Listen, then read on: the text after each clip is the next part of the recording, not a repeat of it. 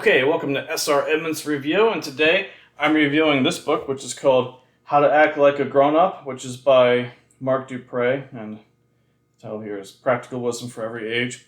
Now, full disclaimer, I'm a former student of Professor DuPré's. Of course, that was like over 20 years ago, and other than writing a paper on Chinatown that I think he really liked, I was not a particularly remarkable student. So, anyway, there's that. Now, I do have my normal checklist here that I have for when I do a book review. And I got things in here like, introduction, setting, characters, but I actually cannot use this because this is a nonfiction book. It's not, it's not a fictional novel. But, as always, I do have a folder with some notes in it, so I'm going to go off of this. So, let's see what we got. So this book was published in 2012 by DuPré. It's 133 pages long. I'm not sure if there's an age range, but it seems to be for young adults. I'd say like, teenagers and older. And I guess that's really all I have for the introduction. And I guess the thing about this book is that it's on the back here, they say it's, 29 different chapters. And each chapter in this book is sort of like a how to behave like a grown-up in a certain situation. Like going to the store and buying something, or using social media, or going and watching a film or something like that. Anyway, it being written in 2012, I did kind of wonder if there was like maybe a 2020 update, but in a way, I mean, manners are manners. They kind of matter, regardless of time. It's just that it seems like, in general, manners have gotten kind of worse over the years. It's less common to see someone who's, being respectful or just acting like an adult. So I agree with pretty much everything Mark says in the book, more or less. I did have a few notes here about some specific things, though. He talks about the fact that there's like a generation of young people today where they play some sport and they win like trophies, whether they win or lose. And I think that's an interesting point. I actually want to take that idea just a little bit further, which is that I don't think people have like a good understanding of like friendly competition and such. As an example, I noted here that something like a combine harvester is an example of someone coming up with an invention that actually allows someone who uses it to have kind of a competitive advantage. And I also noted here in American military history, not that I'm a military person, but I do study history sometimes, there was a time in which General George Washington wanted to attack Boston, and it was occupied by the British, and he wanted to attack the city directly. And I forget who it was. Maybe it was, is the guy's name Nathaniel Greene? Someone went up to Fort Ticonderoga and stole a bunch of British artillery and said, why don't we just put the artillery on like the heights around Boston, and the British will see it, and their fleet will have to withdraw, and the British army isn't going to stick around without fleet support, so they'll just leave the city without us having to lose anyone. And at a time in which the Continental Army needed, every soldier they could muster.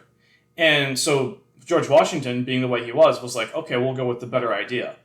And, likewise, I think young people, you kind of need to learn that, there's like a competition of like ideas. And I've seen this kind of like in the corporate world too, where some people, like they want their idea to be used just because it's their idea. And I think that comes from this idea of not having a healthy sense of self-confidence and a healthy sense of like what is good competition, what's like a healthy way to compete with other people, and just knowing that you do your best. And that comes up with really like another chapter that DuPré has about how to be wrong. Like as an adult, you're sometimes at any age you could be wrong about something, and being able to be okay with being wrong about something and being like, oh, my bad, like that's something that that shows maturity. And I think that's like, really, I think it's like foundational to being a mature adult, is the ability to be like, okay, I did something wrong and now I need to fix it. And anyway, I guess I had another little note here about going into a whole spiel about General Allen saving the Allied invasion of Sicily during World War II, but I'm not sure it's necessary. I think I got the point across. He also has a note here about when he's a professor, he notes that students have a various degree of engagement based upon where they sit in class. And when I was in his class, I actually sat in the middle, really because I'm, even though I have a YouTube channel, I'm actually kind of a bashful and shy person. It had nothing to do with not wanting to be engaged in the class. just for the record. He also had a thing about a chapter about completing assignments. And I do remember when I took his film arts class, the first thing I did was I didn't have a plan for the assignment. I would just sit down and watch the movie and just note whatever came to mind. And then I would, take notes on it. And actually, it's a process that I developed in his course. And it's actually something that I'm doing now I'm rewatching The Sopranos. I have a similar approach now where I watch the episode, I just note things down, and then I think about it later, and then I rewatch it with something in mind, like an actual plan. And I just wanted to say that he has a chapter on how to complete assignments, and I think he has a good approach there, but I think that you could my approach to completing assignments for his class were different. And I think what's important is just to have a process that works for you. Just like everything else. I mean, the truth is that with any book that you read, it's kind of take the parts of it that work for you and adapt it to what you can, how you can use it. And I just want to throw that out there because, my process is kind of different than what he noted in there. And I don't think either of them are wrong. I think it matters, does it fit your personality and your approach? My opinion though. So I did write down there's a couple of core ideas here that, being an adult means knowing that everything isn't about you and that you have to be responsible and respectful. And I think that's really the core of everything in here. But, he has detailed, every chapter is a very detailed look at something very specific. So I do recommend reading the whole thing. Let's see. I have a note here that he has a really good chapter on what he calls investing. And it's not financial advice necessarily. It's not limited to that. It's really more of the idea of investing and also divesting or divesting your time, your energy, and things like that. And if there's one thing I've learned, especially in my career, it's that the best thing that you can do is have the ability to know when to walk away from, say, a bad job or something like that. Because if you know when to do that, I mean, that's you're going to have such an advantage. And I think we have a culture today of don't be a quitter. If you leave, then you're quitting. And, if you were really good, you could find a way to make it work. But back when I used to mentor students at this big company, there were interns and co-ops, and I would sometimes mentor them. What I would always tell them is make sure you're spending your time getting good at the things that you want to get good at. And if you're at a bad organization, what you're really spending your time getting good at is dealing with a bad organization.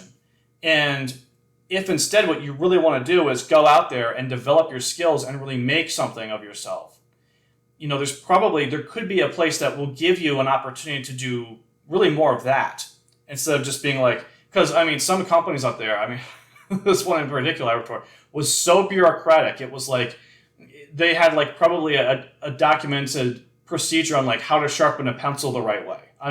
I'm not even really exaggerating by much. That's how bureaucratic it was. And that doesn't allow for a lot of creative and free thinking. And so, knowing when to walk away from a bad company, a bad situation, it's absolutely crucial to know that, in my opinion anyway. Professor DuPré also has some really good ideas about phone usage. And I don't know if it's because I was, born in the South, but before reading this book, I just thought it was kind of common sense that, you prioritize people that are around you. And as an example, years ago when I was in Ohio, I went to this Penn Station sandwich shop, and I ordered a sandwich, and there was this table they had set up where you could, sit down, and it was, kind of de facto where people waiting for takeout orders were. And so I sat down there, and I started, texting, a friend. And someone sat down and started talking to me, and just, I guess it's how I was raised. I stopped texting and I put my phone down and I talked to them. And, I can see my phone's vibrating because I'm getting responses to text messages, but I think at one point in time I did say to the person there, I'm like, hey, could you mind if I'm just going to check my messages because I'm waiting for a friend to tell me something important. It'll just take a moment. And they're like, okay. And then, I check it, it's not them. And then I put the phone back down. And then we go back to talking. There's really a respectful way to interact with people. And I do know that these days it seems at work, you go in and there's I'm talking to someone who's texting, I'm asking someone at work a work related question.